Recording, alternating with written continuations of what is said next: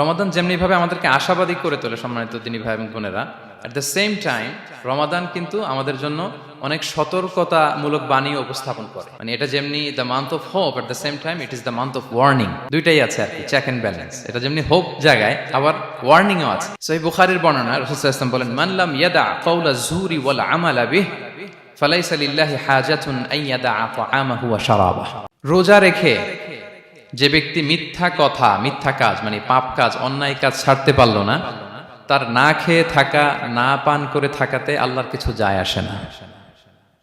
তার ওই রোজার আল্লাহর কোনো প্রয়োজন নাই। এটা জাস্ট উপোস, এটা জাস্ট অনাহার, জাস্ট আমি পানি খাইনি, আমি খাবার দাবার গ্রহণ করিনি, দ্যাটস ইট, এতটুকুই। এতে আল্লাহর কিছু যায় আসে না।